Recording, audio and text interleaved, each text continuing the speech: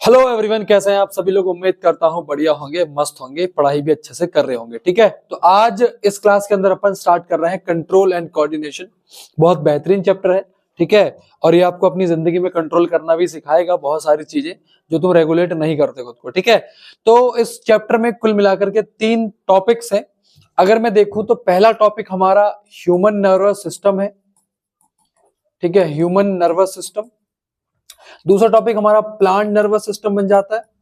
और तीसरा यहाँ पर हम कुछ ग्लैंड्स का सिक्रेशन पढ़ेंगे, उसकी इंपॉर्टेंस क्या है वो पढ़ेंगे, जो हमारा एंडोक्राइन या फिर एंडोक्राइन सिस्टम जो भी आप कह लो, एंडोक्राइन सिस्टम, ये सारी चीजें हम पढ़ेंगे। तो 3 टॉपिक हैं। इसका मतलब अगर मैं इसको पढ़ाऊं तो 3 छोटे छोटे अलग वीडियोस में पढ़ाऊं, प्लस तीनों को क्लब करके एक वन शॉट करवाऊं, दोनों चीजें मैं करवाऊंगा। ठीक है, तो आज इस वीडियो के अंदर हम ह्यूमन नर्वस सिस्टम पढ़ेंगे और ह्यूमन नर्वस सिस्टम के बारे में जानेंगे। कुछ इंपॉर्टेंट चीजें हैं, फैक्ट होती हैं जो आपको याद करने के लिए जरूरी है, जो बोर्ड में सीधे सीधे पूछी भी जाती है। ठीक है, तो चलिए स्टार्ट करते हैं ह्यूमन नर्वस सिस्टम इस क्लास के अंदर। ठीक है बच्चों, तो चलिए अपनी कॉपी में हेडिंग बना लीजिएगा, ह्यूमन नर्वस सिस्टम। राइट है क्या? तो ह्यूमन नर्वस सिस्टम क्या है? फॉर एग्जाम्पल अगर हम देखें, आप क्लास लेने बैठे क्योंकि आपके दिमाग ने कहीं ना कहीं आपको बताया भाई बोर्ड आने वाले हैं, पढ़ ले, तो आप मोबाइल खोला, यूट्यूब खोला, आपने क्लास लेने बैठ गए। तो इसका मतलब क्या हुआ, यहाँ पर बहुत सारी चीजें इन्वॉल्व है, ब्रेन इन्वॉल्व है, स्पाइनल कॉर्ड इन्वॉल्व है। कुल मिलाकर के ये पूरा सिस्टम जो है, नर्व्स वाला सिस्टम हमारा काम कर रहा है। ठीक है, तो ये हमारा ह्यूमन नर्वस सिस्टम के अंदर आता है।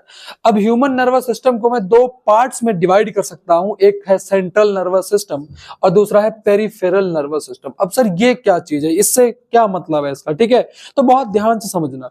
देखो, सेंट्रल नर्वस सिस्टम का मतलब हुआ यहाँ पर 2 चीजों का इन्वॉल्वमेंट होगा। पहला आपका ब्रेन, और ब्रेन से निकलने वाला अपना स्पाइनल कॉर्ड, ठीक है, जो कि अटैच होता है ब्रेन से। ठीक है, तो इसका मतलब सेंट्रल नर्वस सिस्टम में 2 मेन कंपोनेंट है आपके। पहला है ब्रेन, जो कि यहाँ पर लोकेटेड है, और फिर यहीं से आपका बिलोंग करता है स्पाइनल कॉर्ड यहाँ तक।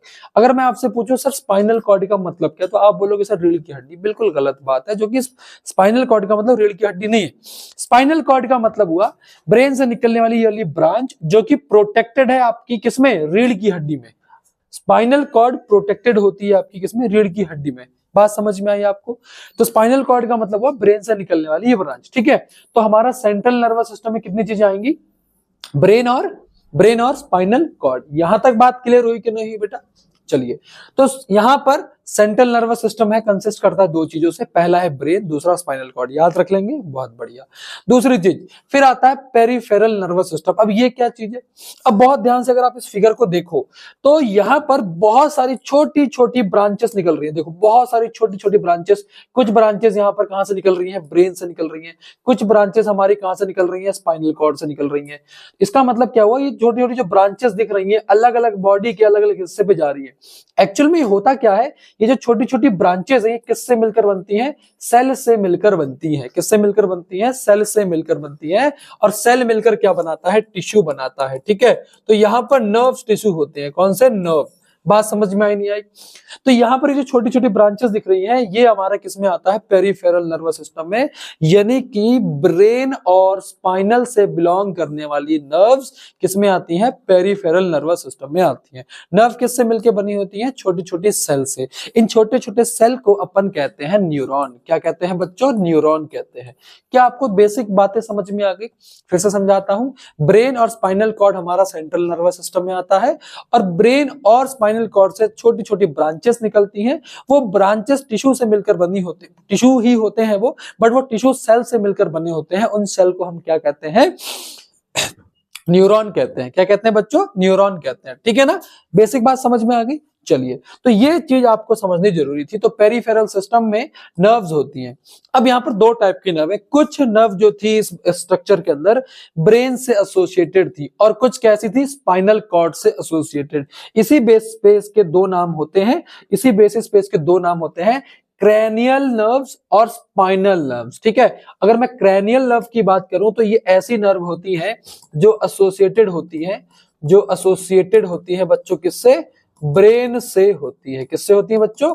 ब्रेन से। और स्पाइनल नर्व की अगर मैं बात करूं तो ये आपके नाम से ही पता लग रहा है, एसोसिएटेड विद स्पाइनल कॉर्ड। ठीक है बच्चों, क्लियर है ना?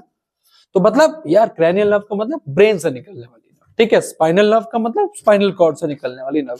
अगर मैं यहाँ पर बात करूं फैक्चुअल डेटा की, तो क्रैनियल नर्व आपकी 12 पेयर में होती है और स्पाइनल नर्व आपकी 31 पेयर में होती है। याद रखने की जरूरत है क्या? नहीं, बिल्कुल जरूरत नहीं है। ठीक है। अब सुनो एक बात, अगर मैं आपसे बोलूं डॉक्टर के पास चले जाओ, तो आप बोलोगे सर कौन से डॉक्टर के पास? डॉक्टर की भी ब्रांचेस होती है ना, अलग अलग टाइप, हर एक अलग फंक्शन डिजीज के लिए अलग डॉक्टर होते हैं अगर आप बड़े हॉस्पिटल में जाते हो। सिमिलरली जो बायोलॉजी सब्जेक्ट है ना, ये आगे जाके बहुत वास्ट सिलेबस में डिवाइड हो जाता है, इसलिए डॉक्टर की पढ़ाई इजी नहीं होती यार। नीट वगैरह जो बच्चे देते हैं और आगे जाके पढ़ाई करते हैं, डॉक्टर्स भी पढ़ते रहते हैं ना। अमूमन में इलाज करवाने जाता हूँ, देखता हूँ कि डॉक्टर्स अभी भी स्टिल वो पढ़ रहे हैं यार मोटी मोटी किताबों से। क्यों?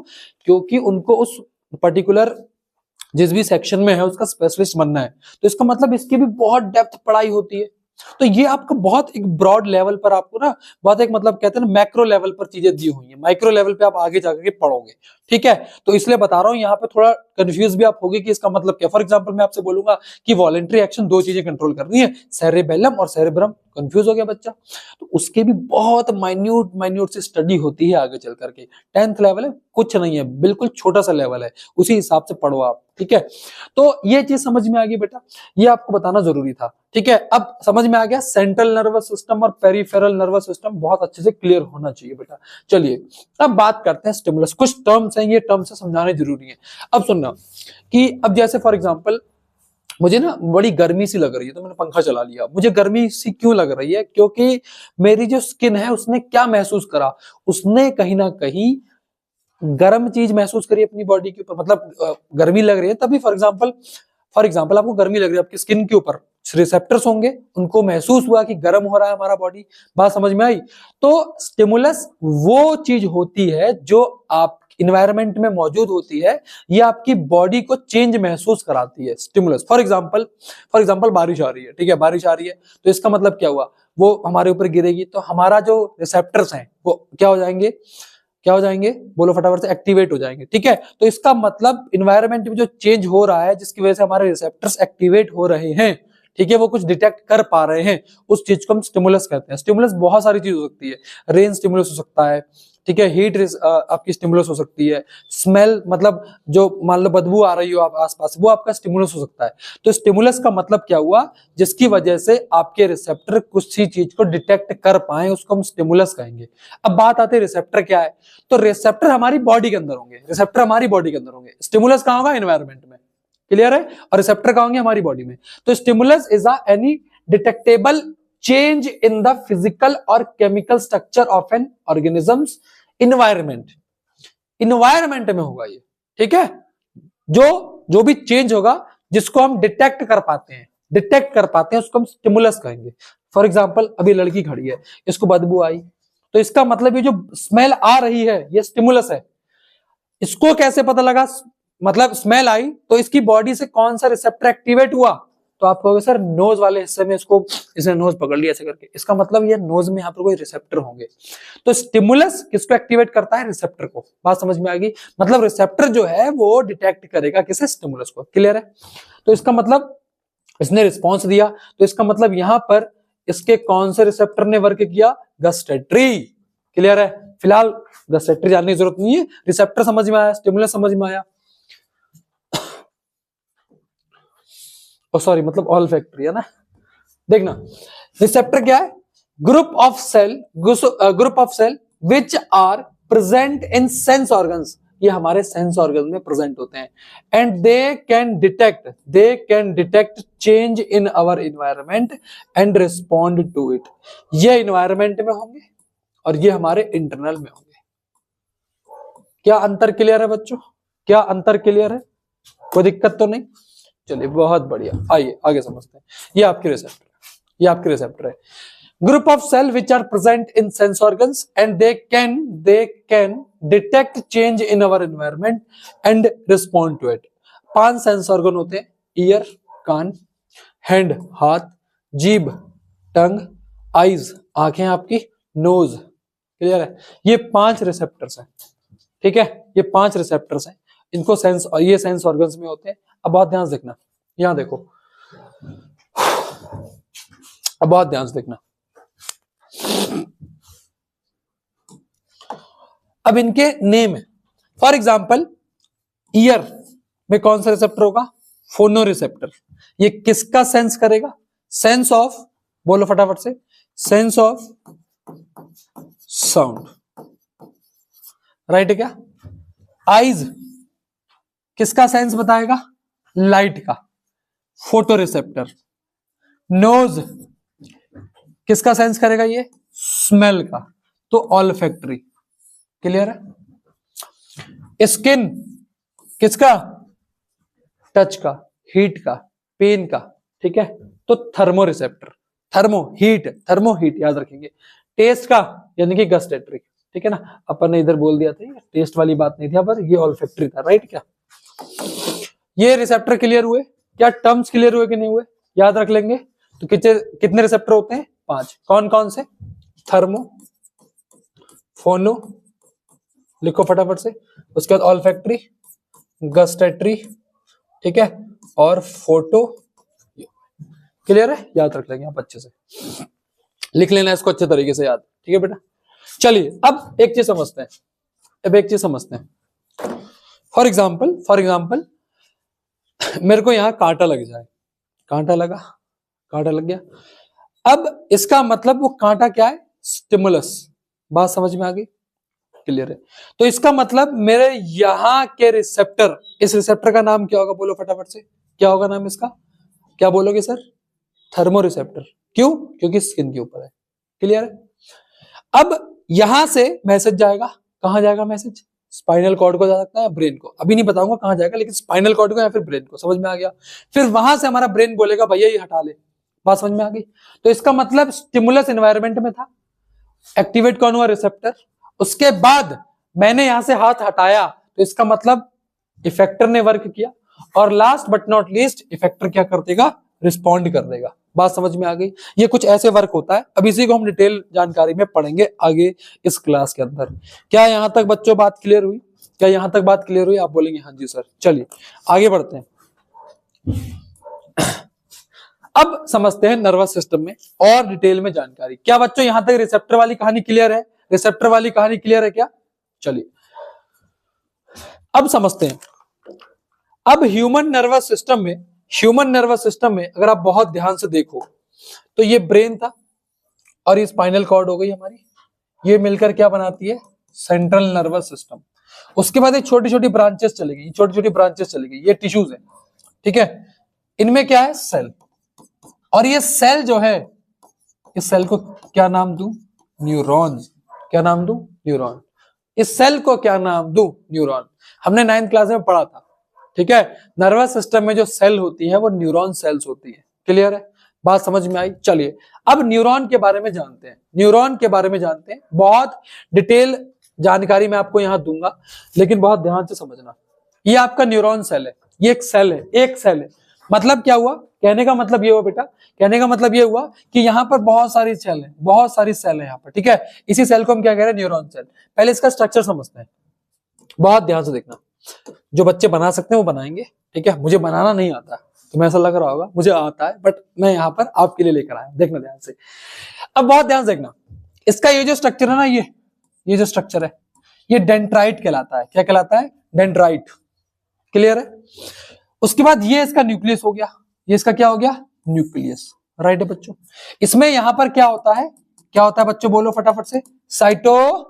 साइटोप्लाज्म। बहुत बढ़िया। इसमें नहीं, यहाँ पे नहीं, यहाँ पर क्या होता है? साइटोप्लाज्म।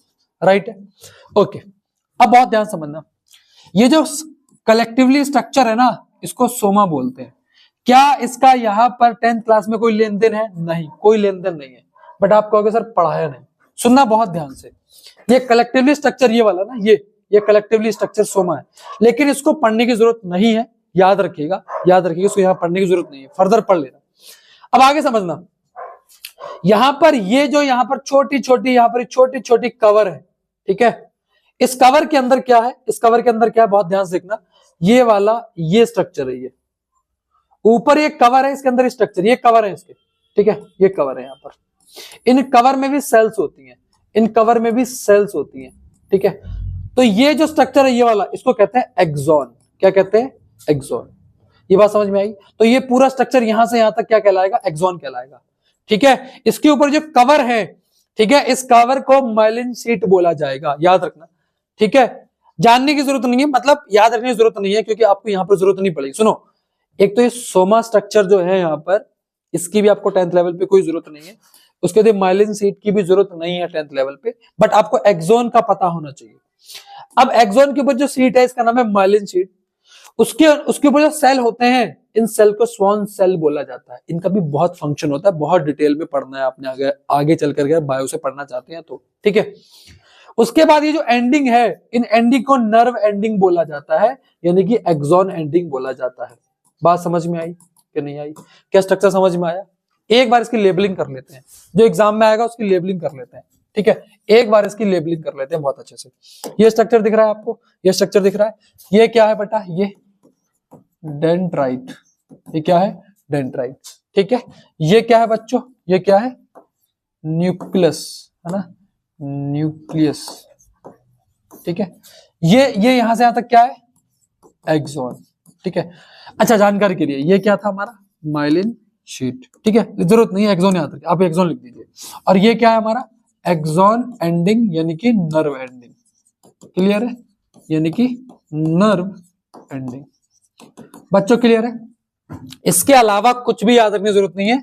यहां पर आप क्या याद रख सकते हैं? आप साइटोप्लाज्म, बस ये स्ट्रक्चर ऐसा बनाना सीख लो बहुत अच्छे तरीके से, इस स्ट्रक्चर को बनाना सीख लो। डन है क्या? ओके, पक्की बात है? पक्की बात है बच्चों, बोलो, कोई दिक्कत तो नहीं? ओके, ठीक है, यही याद रखना है और कुछ भी याद नहीं रखना। मैं बता रहा हूं, एक्स्ट्रा यहां करने जाओगे मार्क्स नहीं आएंगे, और जितना याद किया वो भी भूल जाओगे, कोई फायदा नहीं है, कोई भी फायदा नहीं। अगर मार्क्स लाने हैं, जितना पढ़ा रहा हूं उतना ही पढ़ लो। समझ में आया? ओके, अब इसका मतलब ये हुआ, इसका मतलब ये हुआ कि हमारी बॉडी में यहाँ बहुत सारे न्यूरॉन्स हैं, बहुत सारे न्यूरॉन्स हैं, हर जगह न्यूरॉन्स हैं। इसका मतलब ये हुआ कि सर, जब भी इंफॉर्मेशन, फॉर एग्जांपल मेरे यहाँ पर कांटा लगा है, तो यहां से अगर ये इंफॉर्मेशन यहाँ तक जाएगी, ब्रेन तक जाएगी, तो इसका मतलब एक न्यूरॉन से दूसरा न्यूरॉन कनेक्ट है, फिर दूसरा न्यूरॉन कनेक्ट है, मतलब न्यूरॉन कनेक्ट कर करके कहां पहुंचा रहे हैं? मैसेज को ब्रेन तक पहुंचा रहे हैं। समझ में आ गया? ओके, तो बस यही समझना है। अब सुनना, थोड़ा सा आप न्यूरॉन के बारे में जान लो। न्यूरॉन, जिसको हम नर्व सेल्स भी कहते हैं, are the structural and functional unit of the nervous system. पहला पॉइंट याद रखिएगा, structural and functional unit of nervous system. ये सबसे लॉन्गेस्ट सेल होती है ह्यूमन बॉडी में, सबसे लॉन्गेस्ट सेल होती है ह्यूमन बॉडी में। ठीक है, अब दिमाग में आएगा सर, अगर लॉन्गेस्ट ये है तो लार्जेस्ट सेल कौन सी होगी? तो ओवम होती है। याद रखना, याद रखने की जरूरत नहीं, जीके के लिए समझ लो। Largest ovum, smallest sperm. ठीक है, लेकिन जानने की जरूरत नहीं, जीके अच्छी करनी तो याद कर लो। बट न्यूरॉन का याद रखना, जब भी न्यूरॉन के बाद लिखने आएगा तो इतना लिखना है, ये कैरी करती है message over the large distance in the body quickly. यहां से अगर मैसेज यहां तक जाना है तो कौन लेके जाएगा? न्यूरॉन्स लेके जाएंगे। ठीक है, किस फॉर्म में लेके जाएंगे? तो इलेक्ट्रिकल इंपल्स। ये क्या होता है सर? अभी बता रहा हूं। तो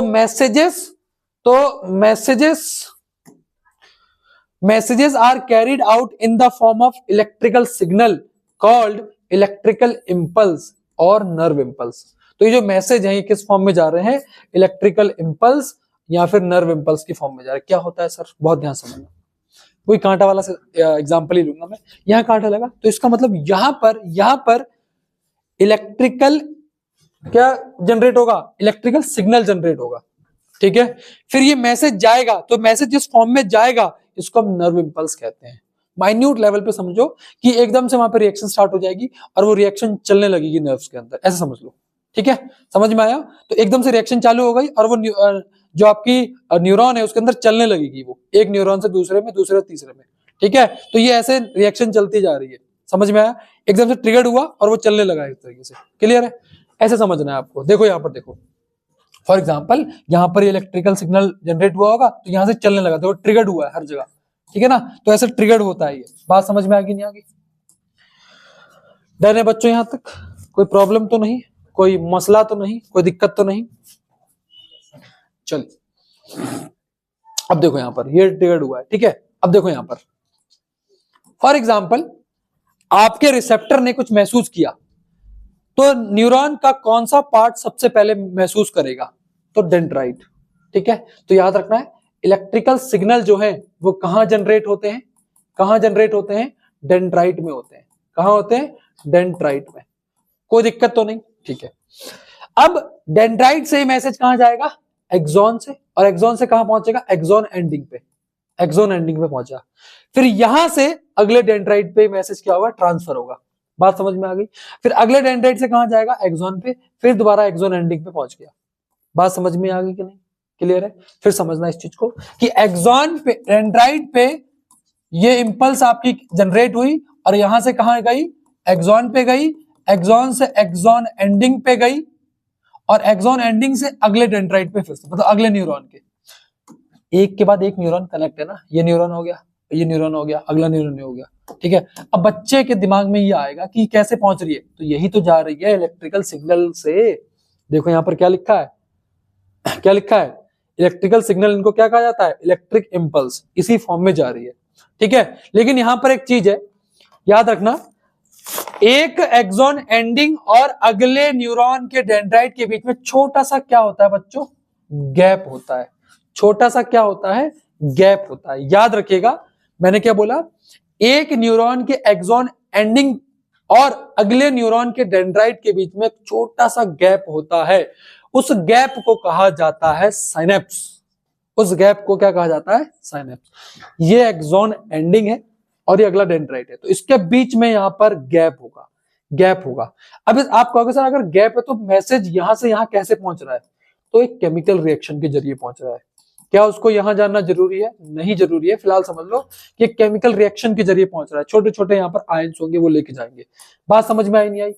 तो इस गैप को क्या कहेंगे? साइनेप्स। डेफिनेशन याद होनी चाहिए, a microscopic gap between a pair of neurons over which nerve impulses passes from one neuron to the next। याद रखिएगा, ठीक है। साइनेप्स क्या है? एक छोटा सा माइक्रोस्कोपिक गैप है, ठीक है, किसमें? दो न्यूरॉन के बीच में। कहां पे? दो न्यूरॉन्स के बीच में, right.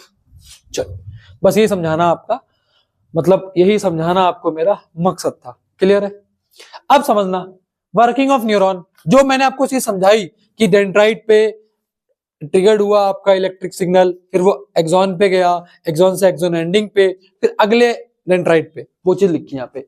Neuron are responsible for transmitting messages from brain to body and vice versa. इसका मतलब न्यूरॉन जो है ब्रेन तक मैसेज लेके जा रहे हैं, ब्रेन से बॉडी तक लेके आ रहे हैं।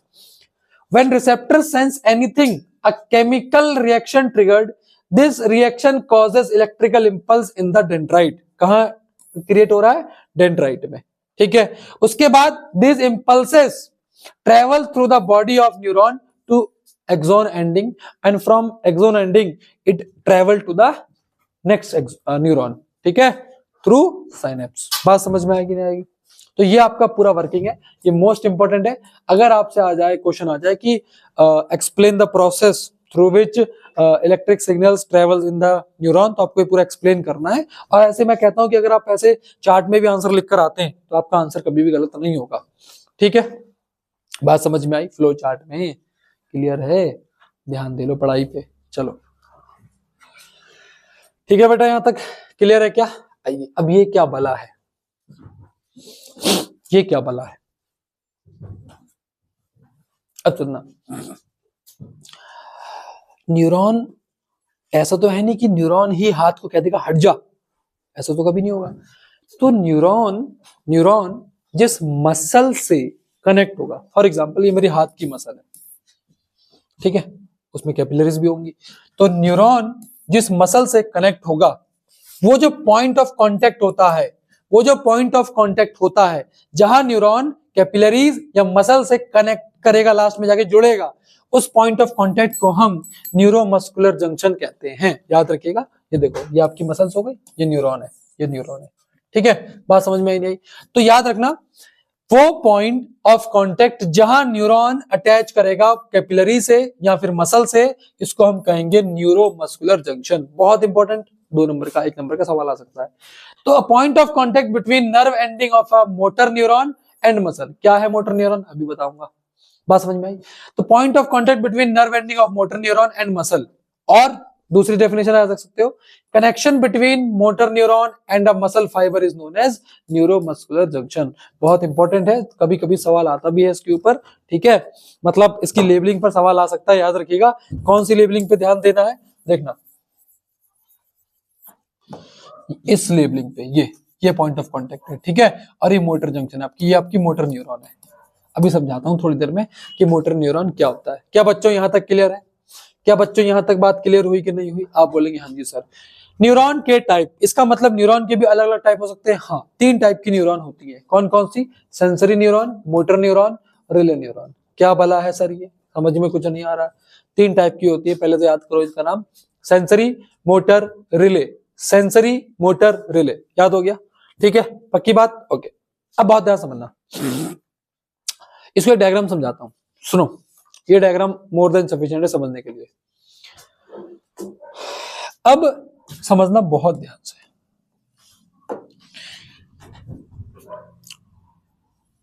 यहां इस हाथ में इसको गरम गरम लगा, तो इसका मतलब यहां पर कुछ सेंस होगा इसे, राइट है, कुछ सेंस होगा यहां पर। तो इसका मतलब यहां पर जो न्यूरॉन, मतलब यहां जो रिसेप्टर होगा, उसके अंदर जो न्यूरॉन होंगी वो कुछ सेंस कर पाएंगी, तो इसको हम कहेंगे सेंसरी न्यूरॉन। क्या कहेंगे? Sensory neuron. बात समझ में आ गई? सेंसरी न्यूरॉन मैसेज यहां से कहां तक लेके जाएंगी? कहां तक लेके जाएंगी? स्पाइनल कॉर्ड तक। कहां तक लेके जाएंगी? स्पाइनल कॉर्ड तक। बात समझ में आ गई? सेंसरी न्यूरॉन, ठीक है। सेंसरी न्यूरॉन, अब इसे पढ़ो। Transmit message from body part two central nervous system. Central nervous system मतलब बॉडी के उस पार्ट से जहां रिसेप्टर था, वहां से स्पाइनल कॉर्ड तक मैसेज को लेके जाने वाली जो न्यूरॉन होती है, क्या कहेंगी? सेंसरी न्यूरॉन कहेंगे उसे। क्या कहेंगे? Sensory neuron. तो रिसेप्टर से सेंट्रल नर्वस सिस्टम तक मैसेज को ले जाने वाले न्यूरॉन को हम क्या कहते हैं? Sensory neuron. क्या केवल यहीं पर होंगी? नहीं। फॉर एग्जाम्पल कहीं भी बॉडी में, फॉर एग्जाम्पल नोज है, ठीक है। अब नोज है तो यहां से स्पाइनल कॉर्ड तक मैसेज ले जाने का काम कौन करेगा? सेंसर न्यूरॉन करेंगे। समझना। और एक एग्जांपल लेते हैं। आपका घुटना है, घुटने पे मैंने जोर से हथौड़ा मार दिया, ठीक है। तो वहां से स्पाइनल कॉर्ड तक मैसेज को लेके आने वाली न्यूरॉन को हम क्या कहेंगे? सेंसरी न्यूरॉन, ठीक है। सीधी सी डेफिनेशन याद रखो इसकी। दूसरा, अब इसकी एग्जांपल दोबारा वापिस आते हैं। अब होता क्या भैया, यहां उसको गर्म लग रहा है, हाथ को हाथ हटाना भी है, तो कौन सी मसल काम करेंगे? ये वाली, यहां से तो हाथ हटेगा। तो इस स्पाइनल कॉर्ड से हाथ की इस मसल तक मैसेज लेके आने वाली न्यूरॉन को अपन कहेंगे मोटर न्यूरॉन। तो इसका मतलब क्या हुआ? सेंसरी न्यूरॉन ने मैसेज भेजा, ठीक है, और काम किसने करा? मोटर न्यूरॉन ने, ठीक है। तो इसका मतलब ये हुआ, स्पाइनल कॉर्ड से मसल्स तक मैसेज लेके आने वाली न्यूरॉन को क्या कहेंगे हम? Motor neuron. क्या बच्चों आपको ये बात समझ में आई? क्या आपको ये बात समझ में आई? रिसेप्टर से स्पाइनल कॉर्ड, सेंसरी न्यूरॉन, ठीक है। सेंट्रल नर्वस सिस्टम से मसल्स तक, मोटर न्यूरॉन। अब बहुत ध्यान समझना, अब ऐसा भी तो कोई चाहिए जो सेंसरी न्यूरॉन और मोटर न्यूरॉन के बीच में कम्युनिकेशन का काम करे। क्यों? क्योंकि बीच में कौन आ रहा था? Spinal cord. तो स्पाइनल कॉर्ड से, स्पाइनल मतलब ये जो मैसेज आया है, और मैसेज जो उसको हाथ हटाना है, उस मैसेज को भेजने के लिए बीच में कम्युनिकेशन गैप भी तो होगा। उस कम्युनिकेशन गैप को कौन पूरा करेगा? रिले न्यूरॉन, ठीक है। तो इसका मतलब क्या हुआ? ये किसका काम कर रहा है? कम्युनिकेशन गैप को फिल करने का। किसका काम कर रहा है बच्चों? कम्युनिकेशन गैप को फिल करने का काम कौन कर रहा है? रिले न्यूरॉन, ठीक है। तो रिले न्यूरॉन जो है इस कम्युनिकेशन गैप को क्या करता है? फिल करता है। तो found in the brain and spinal cord and allow sensory and motor neuron to communicate, ठीक है। ब्रेन में भी होता है, स्पाइनल कॉर्ड में भी होता है, सेंसरी और मोटर न्यूरॉन को कम्युनिकेट करने में हेल्प करता है, ठीक है। अब सुनना मेरी बात बहुत ध्यान से। मैं ब्रेन में बहुत सारी चीजें ऐसी पढ़ाऊंगा अभी आपको कि वो रिले न्यूरॉन की तरह काम करेंगी। फॉर एग्जाम्पल, हमारा जो मिड ब्रेन होता है ना, वो वो हमारा फोर ब्रेन और हाइंड ब्रेन को कम्युनिकेट करने में हेल्प करता है। तो मिड ब्रेन में मैं फंक्शन लिखवाऊंगा कि mid brain as a relay neuron की तरह वर्क करता है। क्लियर है? ये चीज समझ में आई कि नहीं आई? डन है, याद रखिएगा। चलिए, तो ये डायग्राम समझ में आया, अभी समझाऊंगा इसमें और हमें काम करना है। ठीक है बच्चों, अब समझते हैं एक्शंस। आप भी एक्शंस लेते होंगे, हम भी एक्शन लेते हैं। शायद आपके एक्शंस ऐसे हों जो आपको बर्बाद करें, हमारे एक्शन ऐसे होते हैं जो हमें और बेटर करें। तो आप जिंदगी में जो भी एक्शन लें बेटा, सोच समझ के लिया करो। ठीक है? बहुत सारे एक्शन ऐसे होते हैं जो खुद कंट्रोल में भी होते हैं तुम्हारे, लेकिन फिर भी गलत होते हैं। लेकिन बहुत सारे एक्शन ऐसे होते हैं जो बिना सोचे समझे हो ही जाते हैं। जिस एज में आप लोग हो, उस एज में तो जाहिर सी बात है वो एक्शन होते हैं। तो दो टाइप के एक्शंस होते हैं। वॉलेंट्री, जो आप खुद से कर लो, खुद के कंट्रोल में होते हैं। इनवॉलेंट्री, जो आपके कंट्रोल में भी नहीं होते। समझ पा रहे हो मेरी बात? तो वो जो अपने इनवॉलेंट्री एक्शंस तुम्हारे चल रहे हैं ना, प्लीज उस पर लिमिट करो, लिमिट लगाओ उस पर। ठीक है? तो दो टाइप के एक्शन होंगे, voluntary and involuntary. Voluntary actions can initiate and controlled by own conscious. खुद से स्टार्ट कर पाओगे, खुद से रेगुलेट कर पाओगे। Thinking is involve in it. For example, तुम्हारा दोस्त आया, शाम को तुम निकल गए, कैसा एक्शन था? Voluntary action. फॉर एग्जाम्पल, तुम्हें अपने दोस्त को स्कूल के बाहर लेने जाना है, कैसा एक्शन? Voluntary action. यार उसे रोक सकते हो ना, मत जाओ 2-4 दिन लेने, क्या हो जाएगा? अपनी पढ़ाई कर लो उस टाइम पे। मुस्कुरा रहे हो, पढ़ाई कर लिया करो उस टाइम, लेने मत जाया करो। समय बर्बाद कर रहे हो किसी के पीछे, बता रहा हूं जिंदगी में कोई साथ नहीं रहेगा तुम्हारे। अब सुनो, ये वॉलेंट्री एक्शन है। वॉलेंट्री एक्शन को आप खुद मैनेज कर सकते हो। Writing, singing, dancing, walking, clapping, किसी को लेने जाएंगे in the school, voluntary action. ठीक है? इसमें थिंकिंग इन्वॉल्व होती है भाई, सोच समझ के तो जाते हो। दूसरी तरफ involuntary actions, these actions can not be initiate and controlled by own conscious. इसमें थिंकिंग इन्वॉल्व नहीं होती। फॉर एग्जाम्पल, तुम्हारा जो धक धक कर रहा है, इसको रोक के देखो जरा, रुक जाएगा? रुक जाएगा? नहीं रुकेगा ना। तो इसका मतलब क्या हुआ? आप अपनी सोच से उसे, अपने तरीके से आप उसे क्या नहीं कर सकते?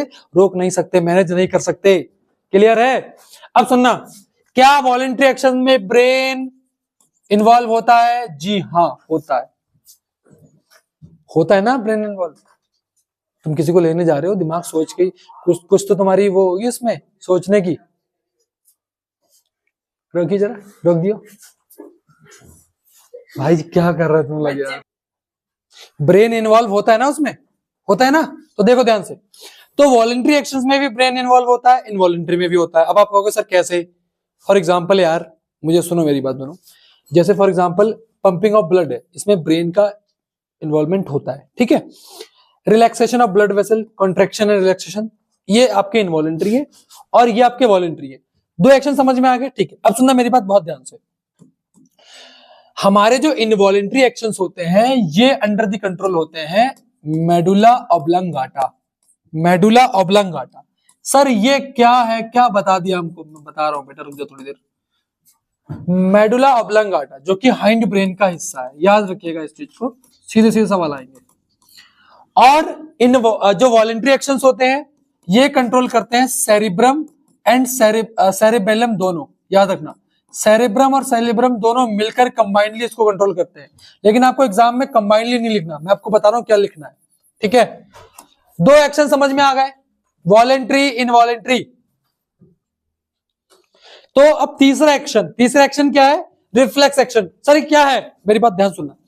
रिफ्लेक्स एक्शन होता है, फॉर एग्जांपल ये सडनली होगा। फॉर एग्जांपल यार, आपके हाथ को एकदम से गर्म लग गया, आपने हाथ हटाया, ठीक है? ये जो एक्शन करा है आपने, इसको हम रिफ्लेक्स एक्शन कहते हैं। ठीक है? डेफिनेशन याद रखना, the process of detecting the signals and respond it by quick action. Quick से एकदम से आपने रिस्पॉन्ड कर दिया, इसको हम रिफ्लेक्स एक्शन कहेंगे। ठीक है? रिफ्लेक्स एक्शन में ब्रेन इन्वॉल्व नहीं होता, क्योंकि ब्रेन तक मैसेज पहुंचाने में समय लग सकता है, इसलिए यहां पर इन्वॉल्वमेंट होता है किसका? स्पाइनल कॉर्ड का। आपसे एमसीक्यू पूछेगा रिफ्लेक्स एक्शन में कौन इन्वॉल्व होता है, तो स्पाइनल कॉर्ड इन्वॉल्व होती है।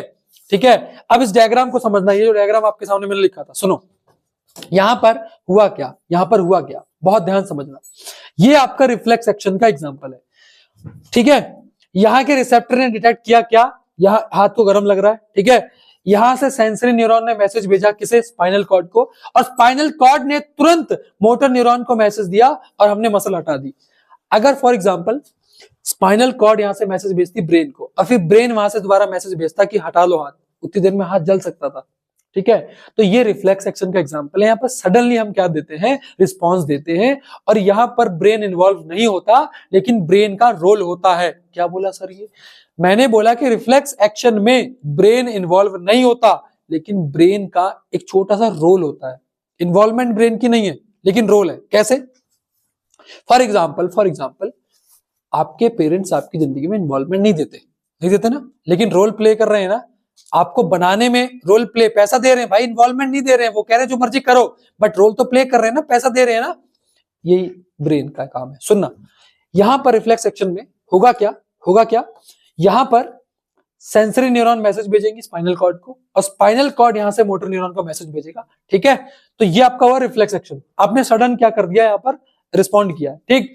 बट यहां पर एक मैसेज कहां भेजा जाएगा, ब्रेन को यह भेजा जाएगा कि दोबारा जब भी मैं इस गर्म चीज को देखूं मैंने हाथ नहीं बढ़ाना।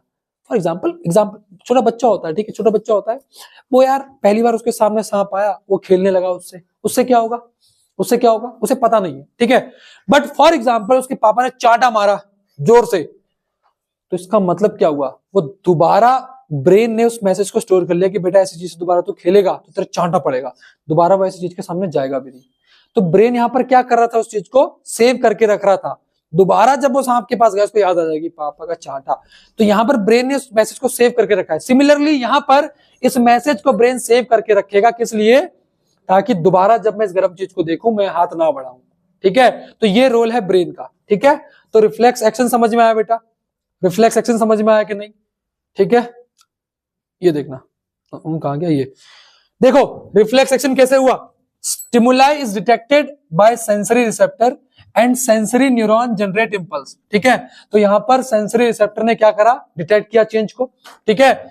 इंपल्स कहां गई, स्पाइनल कॉर्ड पे गई, relay neuron in the spinal cord passes signal between neuron, और फिर motor neuron pass the signal to response the effector. नहीं समझ में आया, देखो वो हाथ गर्म हो रहा था, उसने मैसेज भेजा सेंसरी न्यूरॉन के जरिए किसे, स्पाइनल कॉर्ड को, स्पाइनल कॉर्ड ने रिले न्यूरॉन के जरिए कम्युनिकेशन बैठाया किसके लिए, मोटर न्यूरॉन ने दोबारा रिस्पॉन्स किया और वहां से हाथ हटाया गया। तो सेंसरी न्यूरॉन ने स्पाइनल कॉर्ड को मैसेज भेजा, स्पाइनल कॉर्ड ने रिले न्यूरॉन के जरिए कम्युनिकेशन बैठाया और रिले न्यूरॉन ने मैसेज दिया किसे, मोटर न्यूरॉन को, और मोटर न्यूरॉन ने वहां से हाथ हटाया। ये चीज तो लिखी है, लेकिन एक मैसेज किसे गया है, ब्रेन को, किस लिए, उसको स्टोर करने के लिए उस इंफॉर्मेशन को। तो information also goes to the brain stores information for future so that this incident would not happen again, but brain is not involve in it directly. यहां ब्रेन इन्वॉल्व नहीं है। अगर सवाल आता है कि रिफ्लेक्स एक्शन में ब्रेन का क्या रोल है, ये चीज लिख देना, नोट वाली चीज जो मैंने यहां पर लिखी है, ठीक है। What is the role of brain in reflex action, समझ में आया, अरे बोलो, ठीक है। समझ में आ गया। तो ये पूरी प्रोसेस थी। अगर ये भी पूछता है कि प्रोसेस क्या है रिफ्लेक्स एक्शन की, तो ये चीज पूरी लिखनी है आपको, ठीक है।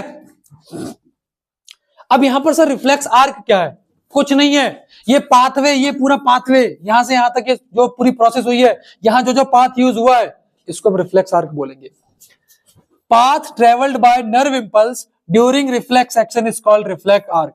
फॉर एग्जांपल सबसे पहले इसमें इसको पता लगेगा रिसेप्टर को, तो सबसे पहले इसमें कौन इन्वॉल्व हुआ, रिसेप्टर, सबसे पहले रिसेप्टर, उसके बाद सेंसरी न्यूरॉन, उसके बाद सेंसरी न्यूरॉन, उसके बाद मैसेज कहां गया, स्पाइनल कॉर्ड, तो स्पाइनल कॉर्ड इसने सिस्टम बैठाया किसके साथ, रिले न्यूरॉन, कम्युनिकेट किया, किसको बताया, मोटर न्यूरॉन, ठीक है। मोटर न्यूरॉन के बाद किसके पास गया भैया, इफेक्टर, ठीक है। इफेक्टर के बाद सीधा सीधा हमने क्या कर दिया, रिस्पॉन्स कर दिया, ठीक है। यहां पर हमने क्या कर दिया, रिस्पॉन्स। ये पूरी आपकी रिफ्लेक्स आर्क है और ये पाथवे जो है ये हुआ था पूरा का पूरा रिफ्लेक्स एक्शन के टाइम।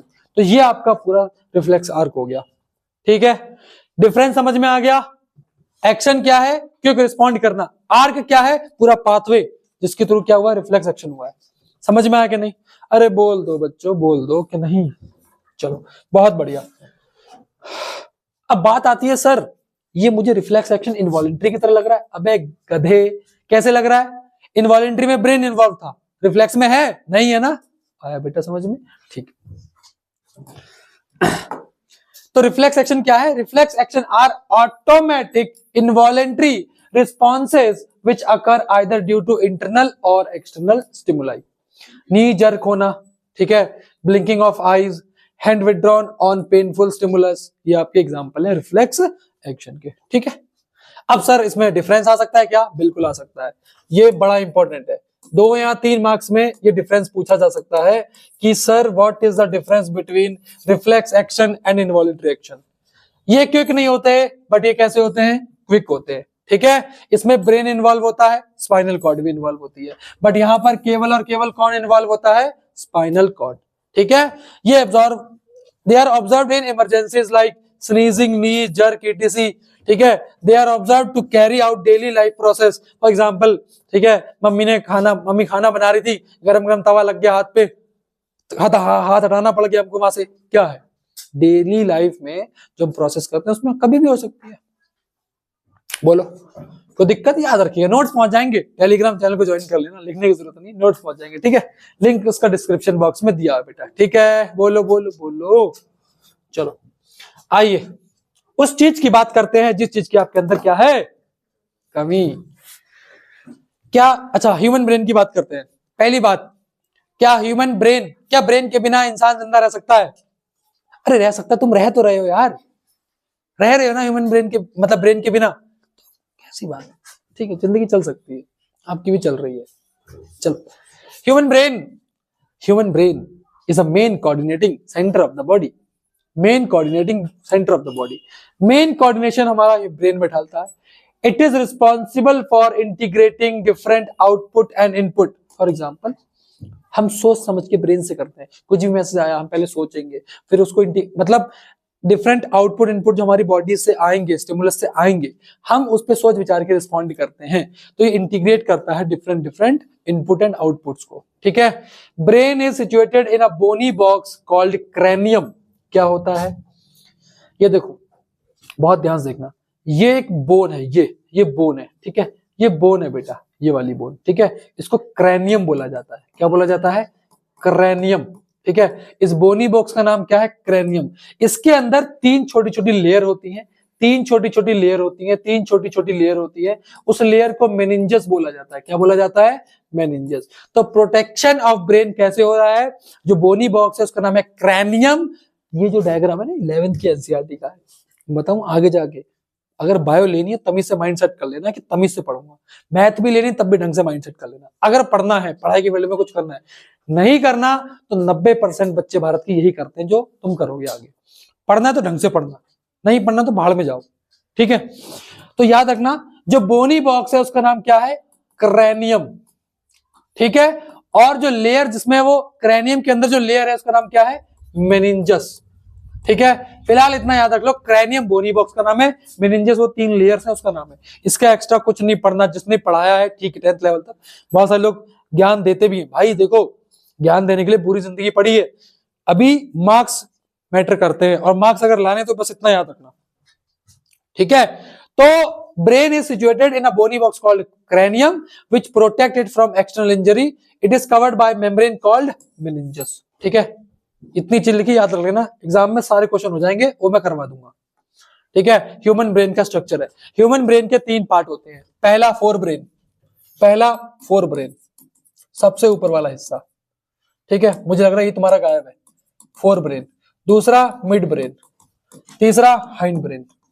अब एक चीज समझना यार, यहाँ पे ना टर्म आते हैं डाइंसिफ्लॉन, प्रोइंसिफ्लॉन, पढ़ाने को मैं भी पढ़ा सकता हूँ, बट 10th लेवल पे इसकी बिल्कुल जरूरत नहीं है, एग्जाम में ना कभी सवाल आएगा इन चीजों पे।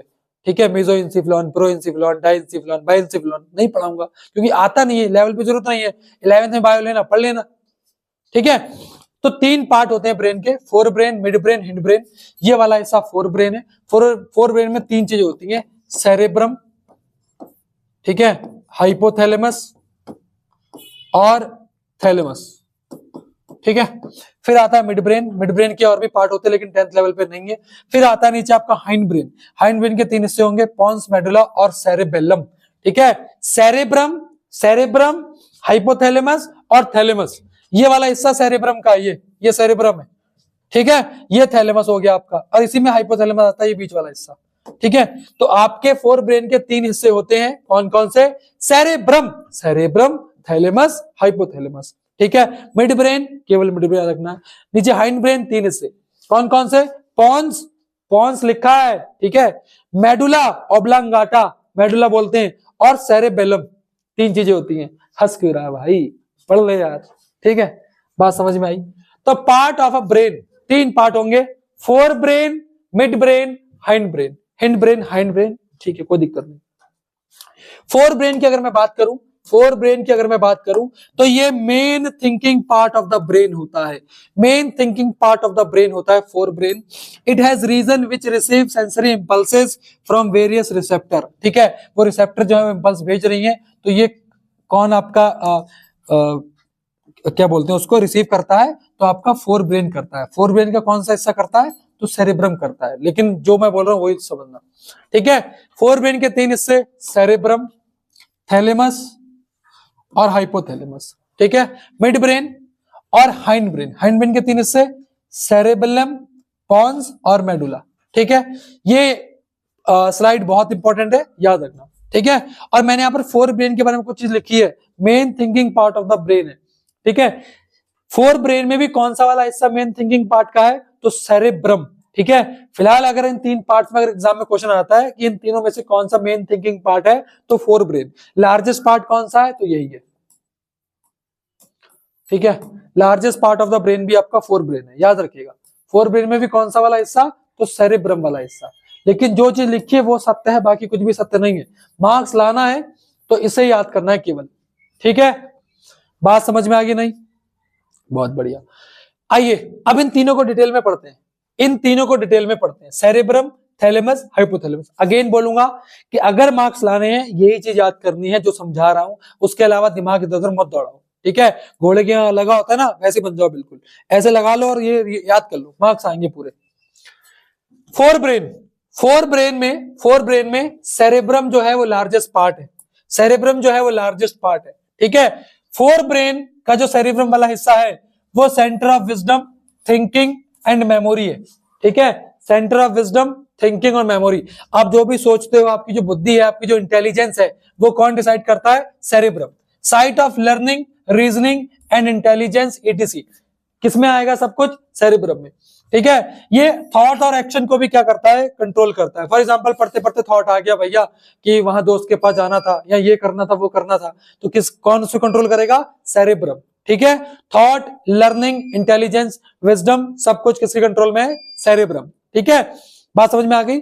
याद रखिएगा, सेरेब्रम और सेरेबेलम दोनों साथ मिलकर के वॉलंटरी एक्शन पर भी कंट्रोल करते हैं, लेकिन ये चीज आपको जानने की जरूरत नहीं है, कंफ्यूज हो जाओगे। फिलहाल आप सेरेब्रम के बारे में चीज याद रखो। अगर एग्जाम में क्वेश्चन पूछता है ना, कि ब्रेन का कौन सा पार्ट इंटेलिजेंस के लिए रिस्पॉन्सिबल है, तो आंसर करोगे क्या? सेरेब्रम। ब्रेन का कौन सा पार्ट रीजनिंग के लिए रिस्पॉन्सिबल है? सेरेब्रम।